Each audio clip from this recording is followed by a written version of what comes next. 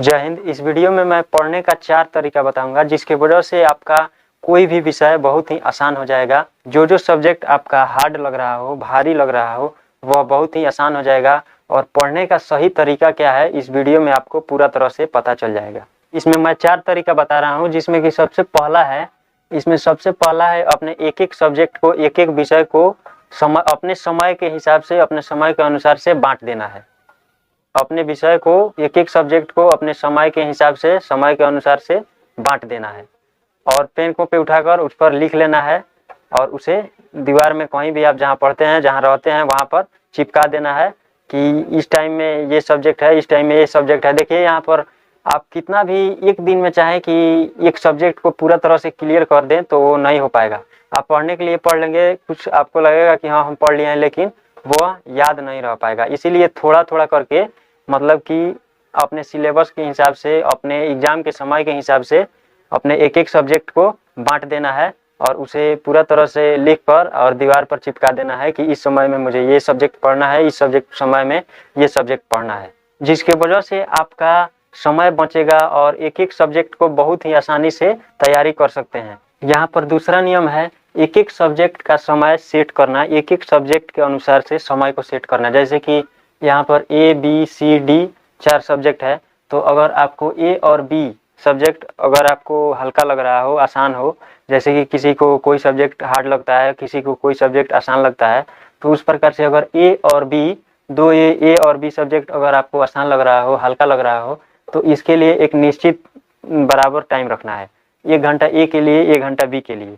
और उसके बाद जो सी और डी है, अगर ये सी और डी अगर आपको हार्ड लग रहा हो, हार्ड सब्जेक्ट लग रहा हो, आपका कमज़ोर हो, सी और डी ये सब्जेक्ट अगर आपका कमज़ोर हो, तो इस सब्जेक्ट के लिए ए और बी से अधिक समय रखना है। जैसे कि इसमें ए और बी के लिए 1-1 घंटा है, तो सी और डी के लिए 1.5-1.5 घंटा रखना है, मतलब कि 30-30 मिनट अधिक कर देना है, जिससे कि इसके जैसा ये भी तैयारी हो जाएगी। इसमें ध्यान ये रखना है कि जैसे ए और बी 2 सब्जेक्ट अगर आपको आसान लग रहा है, तो ए और बी ये दोनों आसान सब्जेक्ट के लिए आपको वैसे समय निश्चित करना है जिस समय में आपको अधिक पढ़ने का मन नहीं कर रहा हो या फिर ज़्यादा माइंड में थोड़ा बहुत इधर उधर चल रहा हो, तो उस वक्त इस आसान वाले सब्जेक्ट को, जैसे कि ए और बी ये 2 सब्जेक्ट को पढ़ना है। कोई लड़का बोलता है कि मुझे सुबह में पढ़ने में खूब मन लगता है, खूब अच्छा तरह से तैयारी होता है और याद होता है। कोई बोलता है कि मुझे दोपहर में पढ़ाई करने में मन लगता है, कोई बोलता है मुझे शाम में पढ़ाई करने में मन लगता है। तो जिस वक्त आपको पढ़ाई में अधिक मन लग रहा हो और वैसा लग रहा हो कि हाँ अब मुझे पढ़ना है, या फिर इस वक्त मुझे अच्छे ढंग से तैयारी होता है, तो उस वक्त ये जो सी और डी आपके जो भी विषय हो, जैसे कि सी और डी जो हार्ड है उसको उस वक्त पढ़ना है। जब आपको खूब पढ़ने का, तैयारी करने का मन कर रहा हो, उस वक्त सी और डी को, जैसे यहाँ पर लिस्ट तैयार किए होंगे कि इस वक्त पहले बताए थे 1 नंबर वाले ट्रिक में कि अपने सब्जेक्ट को एक एक समय के अनुसार बांट देना है, एक एक सब्जेक्ट को। तो उस प्रकार से जिस वक्त आपको अच्छा ढंग से पढ़ाई में मन लगता हो, उस वक्त इस सी और डी को अपने हार्ड सब्जेक्ट को रखना है, जिससे कि आपका ये जो हार्ड सब्जेक्ट है सी और डी ये दोनों कवर हो जाएगा। ये जो आसान हो चुका है आपके लिए, जो सब्जेक्ट, जो विषय आसान है, उस प्रकार से ये भी आसान होने लगेगा और इसका भी तैयारी अच्छा ढंग से, हार्ड वाले सब्जेक्ट का भी तैयारी अच्छा ढंग से होने लगेगा। इसमें तीसरा नियम है पढ़ने का माहौल। जैसे कि अगर आपको नींद लग रहा हो, तो उस वक्त, जैसे कि नींद लग रहा हो, सोचेंगे कि हम पढ़ेंगे तो पढ़ेंगे, तो उस प्रकार से उस वक्त आपका समय भी बर्बाद होगा और नींद भी बर्बाद होगा और पढ़ाई भी नहीं हो पाएगा। इसलिए अगर नींद लग रहा हो तो उस वक्त नहीं पढ़ना चाहिए, सोना चाहिए, क्योंकि कम से कम लगभग 8 से 7 से 8 घंटा स्टूडेंट को सोना चाहिए।